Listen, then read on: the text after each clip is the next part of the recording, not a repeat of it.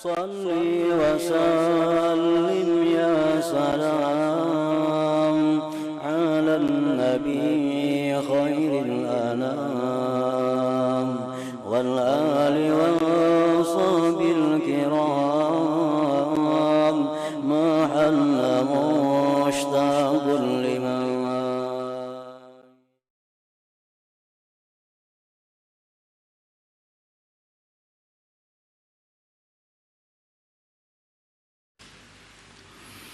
Bismillahirrahmanirrahim.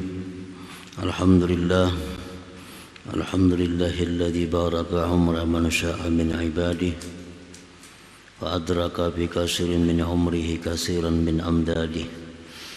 Asyhadu an la ilaha illallah wahdahu la syarika lahu fi hukmihi wa qada'ihi wa asyhadu anna sayyidana Muhammadan abduhu wa rasuluhu afdalu ahbabihi.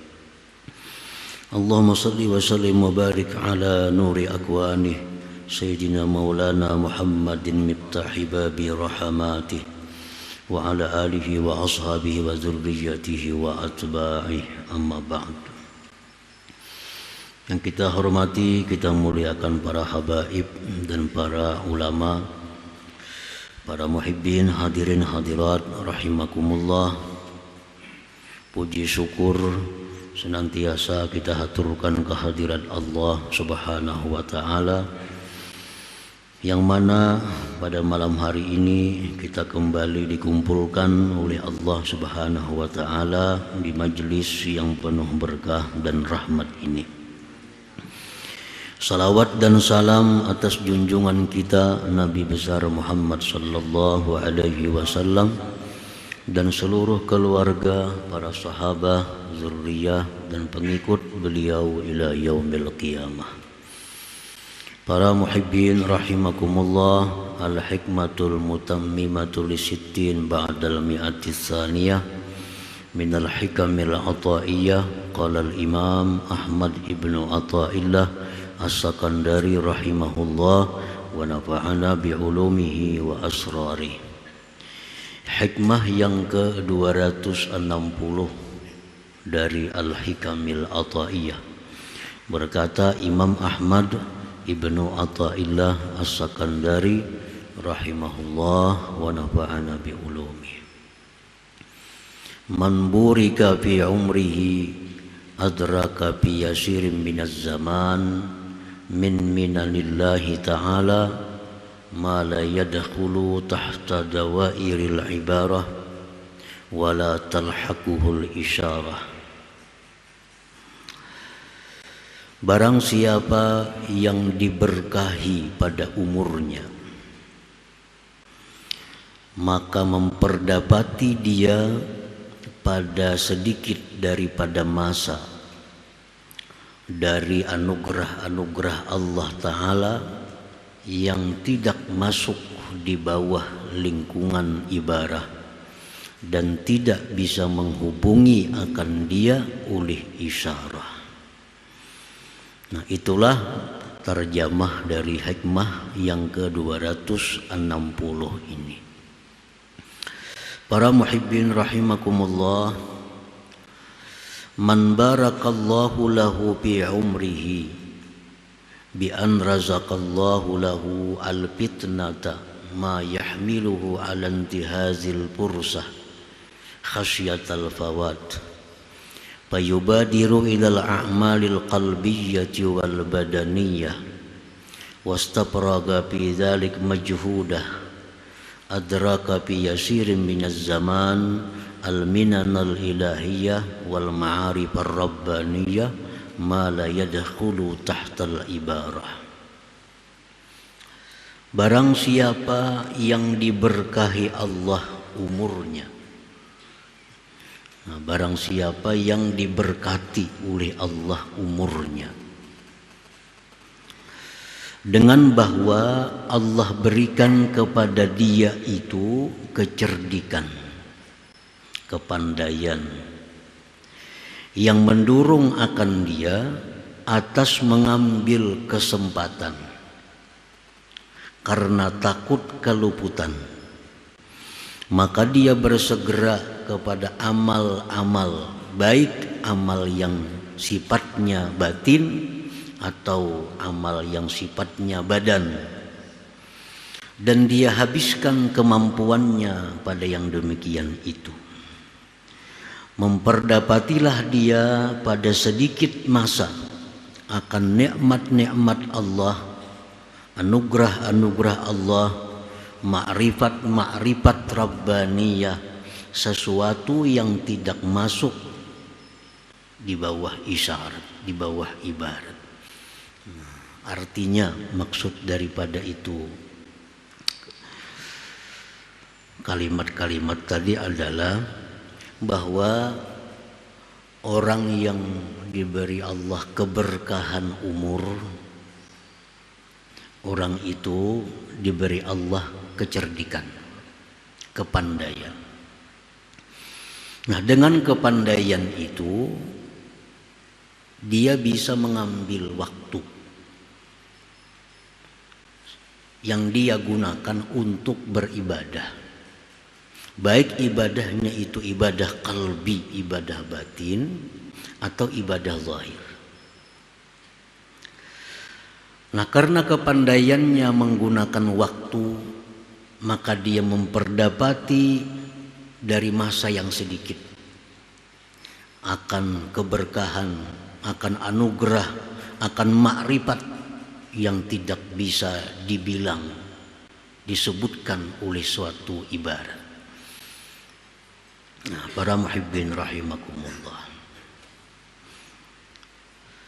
setiap waktu, setiap keadaan itu ada tuntutan zikir di dalamnya.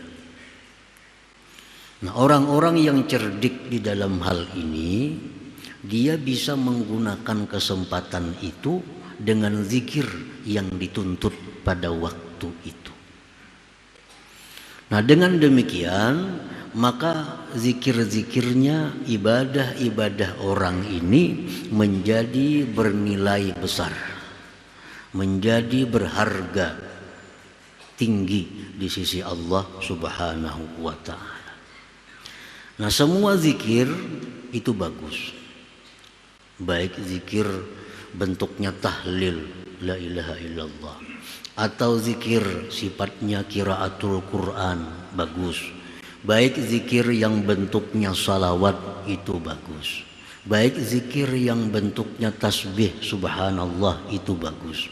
Tetapi ada waktu-waktu tertentu, keadaan-keadaan tertentu, di mana bila kita gunakan keadaan itu dengan zikir yang diperintah di waktu itu, maka menjadi sesuatu yang bernilai tinggi di sisi Allah Subhanahu wa ta'ala.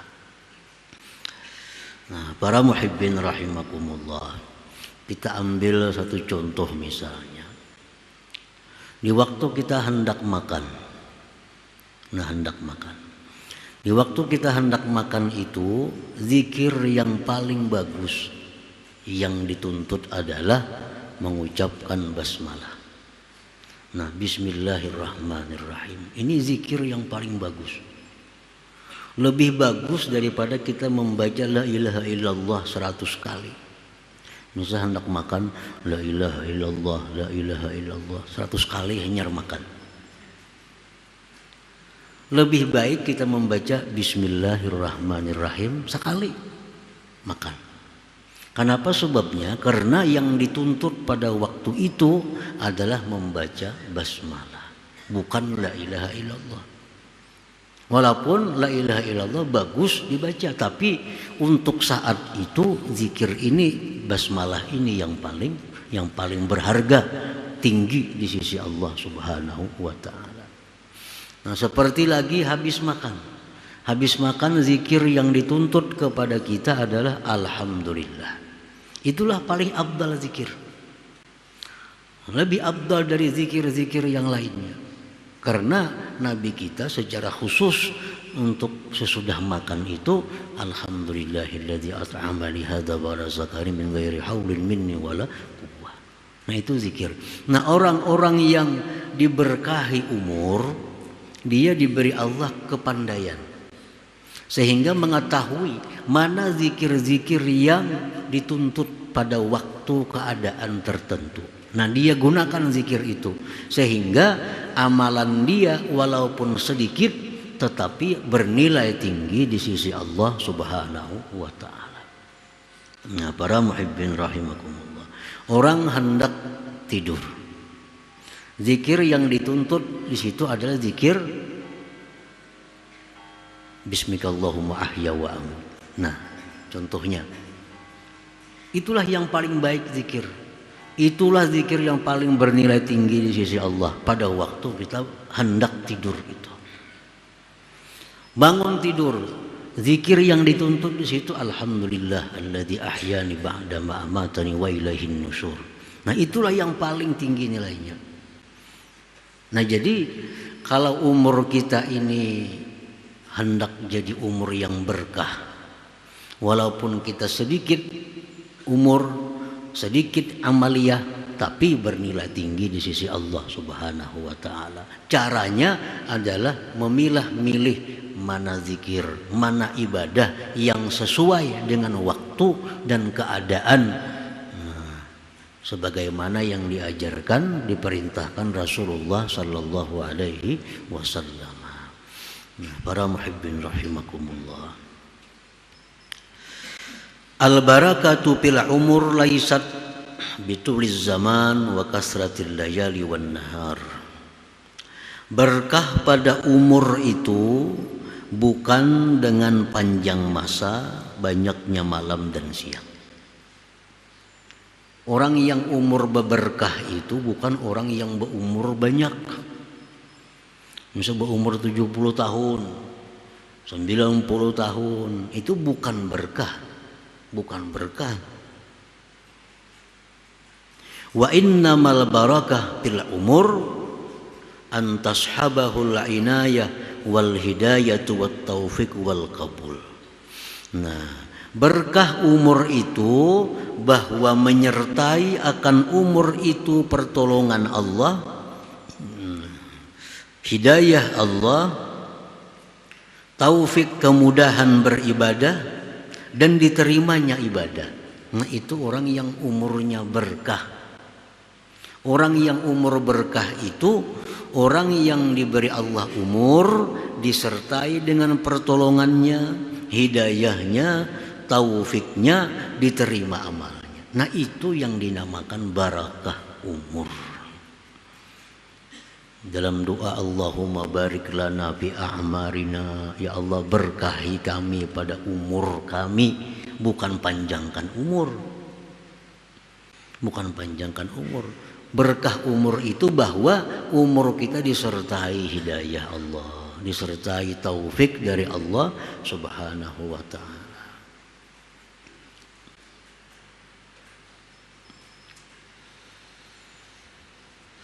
Fayahsulu lahu bitilka minal ulum wal ma'arif ma la talhaquhul isyarah.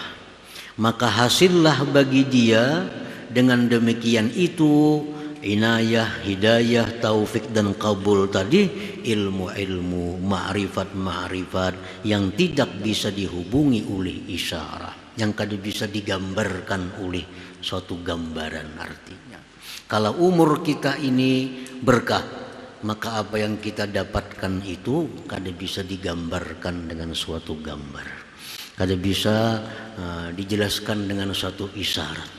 Artinya apa? Begitu besar, begitu mulianya orang-orang yang diberi berkah umur itu.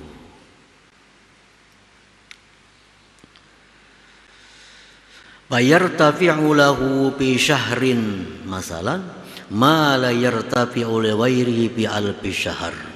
Maka naiklah derajat orang itu pada satu bulan misalnya, sesuatu yang tidak naik bagi yang lainnya pada 1000 bulan. Orang ini beramal 1000 bulan, 80 tahun lebih, tapi umurnya kada diberkahi. Inya kada pintar memilih amal ibadah mana yang paling berharga di sisi Allah, mana amal ibadah yang paling disukai oleh Allah. Inya tahu beramal aja. Cuma kada tahu mana amal yang paling disukai Allah. Kan amal itu ada martabat-martabatnya. Amal itu ada yang wajib. Nah, wajib ini pun beberapa macam wajib. Mana wajib yang utama didahulukan, mana wajib yang nomor 2, mana wajib yang nomor 3, seterusnya. Setelah wajib ada lagi amal sunnah. Amal sunnah pun bermacam-macam. Mana amal sunnah yang utama, mana amal sunnah yang nomor 2. Nah, kalau orang kada punya pengetahuan tentang itu, lalunya beramal kadang tanpa huruf. Yang wajib didudiakannya, yang sunat didahulukan. Lalu kada jadi manfaat. Kada jadi manfaat. Hutang banyak bersedekah ketujuh. Kalau so bersedekah ketujuh. Tapi hutang ditagih orang kada pembayaran. Nah, ini orang yang kadang mengerti tentang agama, bahwa membayar hutang itu lebih utama daripada bersedekah. Nah, sembahyang sunat ketujuh, sembahyang tahajud suka, sembahyang duha suka, sembahyang witir suka, tapi qadaan saling banyakkan lagi yang fardu belum dibayarnya. Nah, sehingga ini amalnya ini bisa kada berharga di sisi Allah. Kalaupun berharga bisa murah harganya. Karena satu rakaat yang fardu itu dibayar kena di akhirat dengan 70 rakaat yang sunnah. Serakaat yang fardu itu sama dengan 70 rakaat yang sunat. Kita misal ada sembahyang zuhur. Zuhur itu 4 rakaat. Kata juga sembahyang witir, kata juga sembahyang tahajud. 70 rakaat kita sembahyang witir hanya serakaat zuhur. Nah, kalau inya punya kecerdikan, nah umur yang berkah yang disertai hidayah petunjuk dari Allah, tentu dia akan memilih sembahyang fardu karena nilainya tinggi. Nah, demikian ibadah-ibadah itu ada tingkatan-tingkatannya. Orang yang umur berkah itu dia pandai menggunakan kesempatan itu. Nah, walaupun sedikit umurnya, sedikit amalnya, tapi nilainya tinggi di sisi Allah Subhanahu wa ta'ala. Memberi orang ketujuh, memberi orang lain ketujuh, menyumbang sana nyumbang sini, itu bagus. Tapi ya kalau ia biarkan orang tuanya, dia biarkan dangsanaknya, ia biarkan kerabatnya miskin susah kada dibantu, itu menjadi kada berharga di sisi Allah. Nah, kenapa? Karena meninggalkan yang utama. Yang utama dibantu terlebih dahulu orang tua yang membutuhkan, keluarga itu lebih utama dibantu dari orang luar. Nah, kalau ini suka membantu orang-orang luar, nah kalau warga susah, kalau warga menderita dibiarkan, amal ibadahnya menjadi kada bernilai di sisi Allah.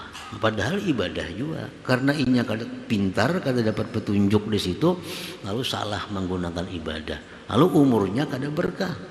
Walaupun banyak ibadahnya, panjang umurnya, tapi amal-amalnya sedemikian tadi jadi kada bermanfaat, jadi kada berharga di sisi Allah Subhanahu wa ta'ala. Sama hal orang menuntut ilmu. Nah, ilmu ini macam-macam ilmu, semuaan bagus.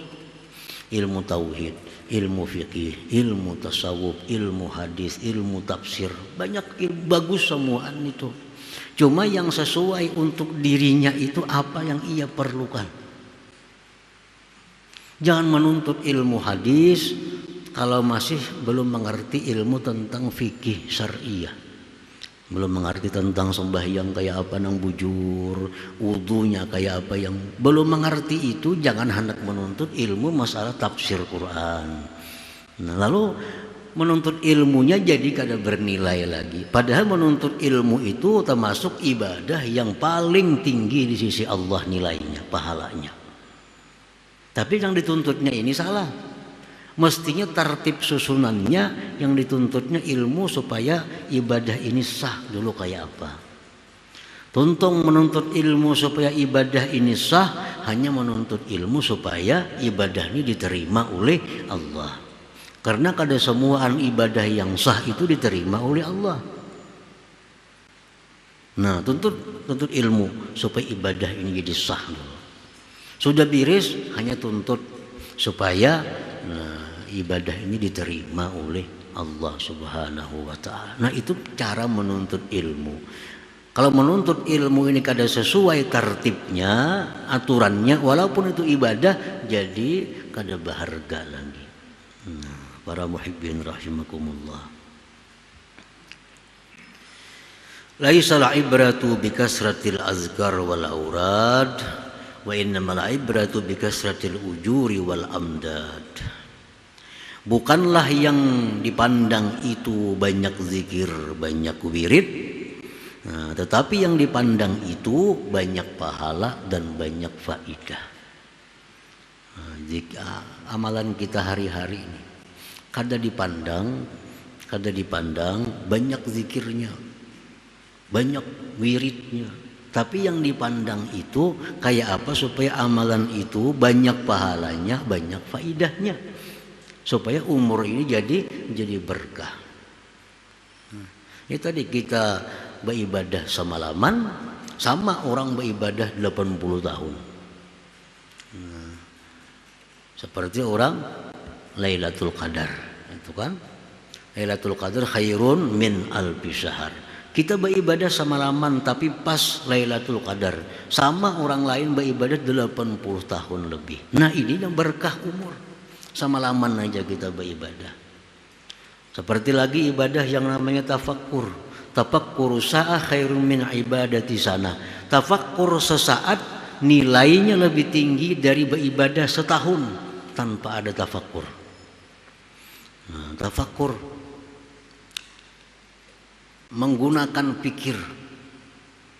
Tafakkur tentang keagungan Allah. Sesaat.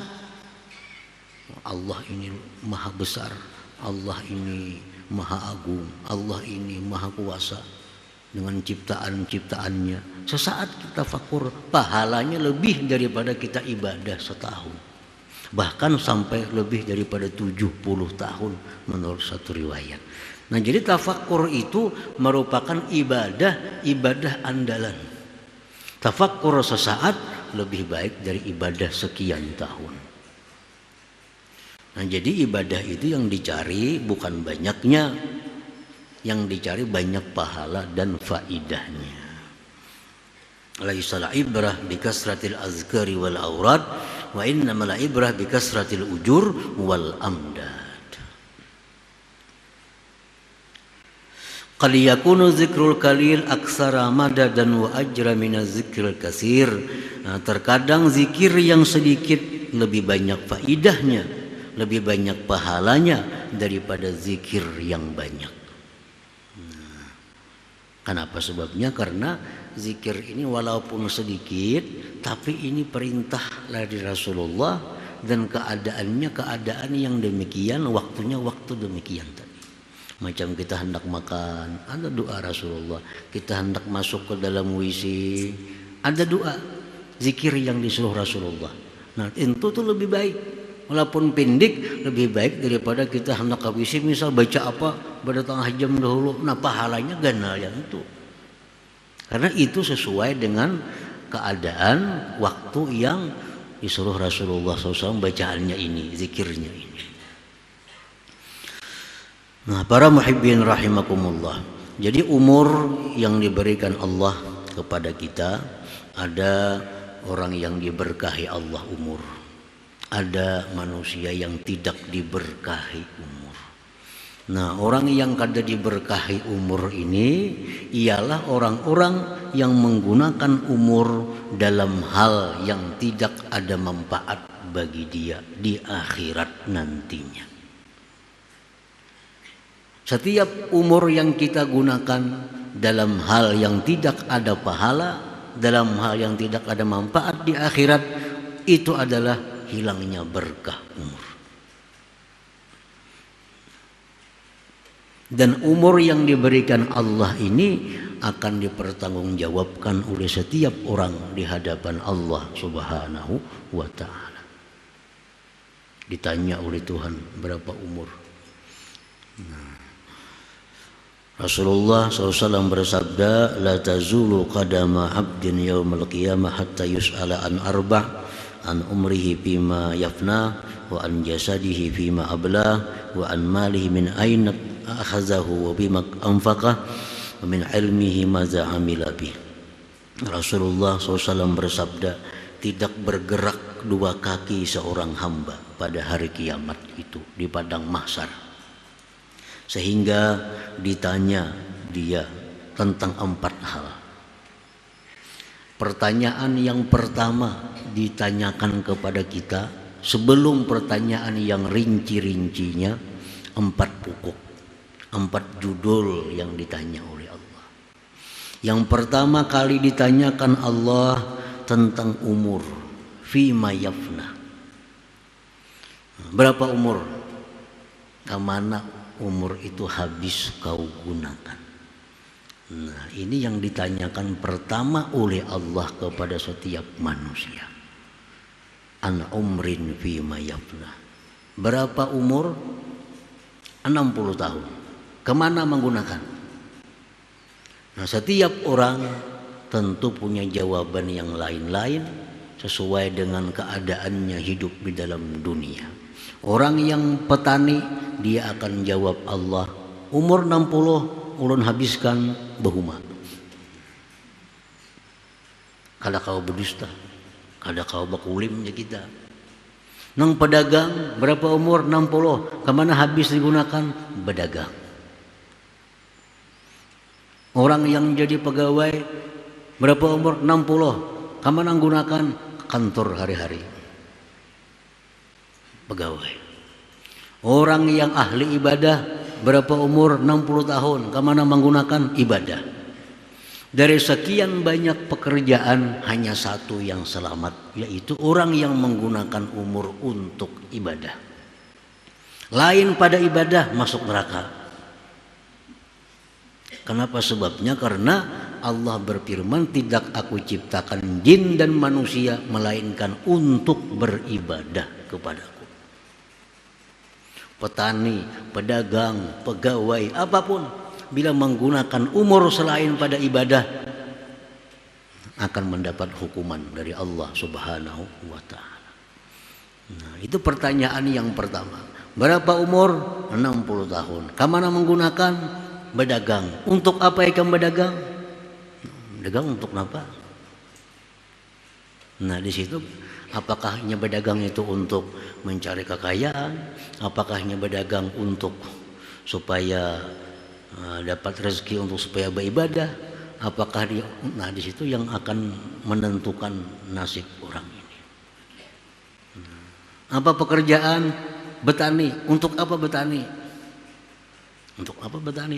Apabila ujung-ujungnya untuk ibadah, dibuktikan oleh seluruh tubuh kita, tangan, kaki, semua bicara bahwa benar untuk ibadah, kita selamat.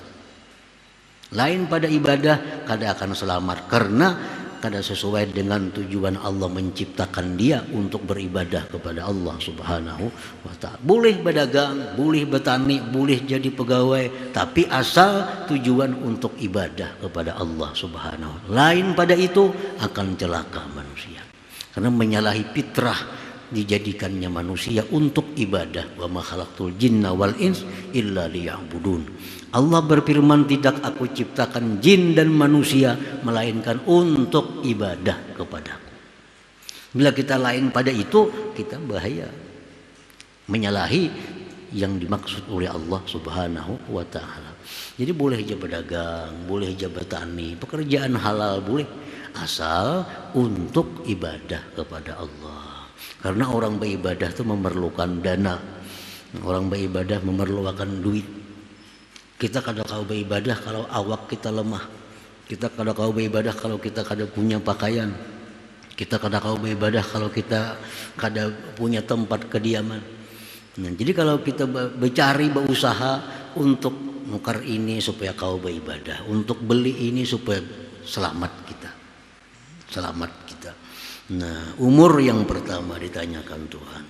Yang kedua ditanyakan tentang jasadnya. Arti jasad di situ anggota tubuhnya, matanya, tangannya, kakinya. Ditanyakan Tuhan lagi tentang hartanya. Dari mana dia ambil harta itu? Ditanya oleh Tuhan. Pertanyaan ini bukan artinya Tuhan kada tahu. Bukan Tuhan kada tahu. Tuhan tahu. Cuma untuk memberikan hujah kepadanya. Cakanya Tuhan langsung, ini orang sudah baik buat ke surga, ini kada bagus buat ke neraka. Tuhan tahu. Tapi untuk supaya inya ini jelas, kenapa masuk surga, kenapa masuk neraka. Lalu ditanya, bujurkah ikam ini. Padahal Tuhan tahu. Supaya inya ini jangan ada alasan kenapa masuk neraka, kenapa masuk surga. Nah, diulah sedemikian. Bujur ka jam hari anu, jam saanu melakukan maksiat ini, bujur. Berdusta, mata, nama tangan menjelaskan. Nah lalu, andai kata dia dihukum ke neraka, ya dia menerima karena sudah mengakui apa yang pernah dilakukan di alam dunia itu. Nah kemudian ditanya tentang harta, dari mana mengambil harta, dan wafima anfaqah, kemana menggunakan harta itu. Apakah harta digunakan untuk maksiat? Apakah harta digunakan untuk yang tidak bermanfaat? Ditanya oleh Allah. Dan yang keempat ditanya tentang ilmu yang diberikan Allah kepadanya. Seberapa dia amalkan ilmu yang diberikan Allah itu. Nah itu 4 pertanyaan pokok di akhirat. Pertama-tama ditanyakan Allah umur. Nah orang yang beruntung ialah orang yang diberkahi Allah umurnya, sehingga dia bisa menggunakan umur dalam hal yang bermanfaat di akhirat nantinya. Nah kemudian hikmah yang ke-261. Ila hadratin Nabi sallallahu alaihi wasallam al-Fatihah.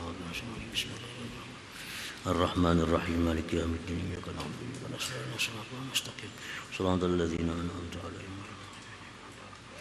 يا الله بها يا الله بها يا الله بحسن الخاتمة يا الله يا الله بها يا الله بحسن الخاتمة يا الله بها يا الله بها يا الله بحسن الخاتمة ويا أيها الراجون منه شفاعة صلوا عليه وسلموا تسليما اللهم صل وسلم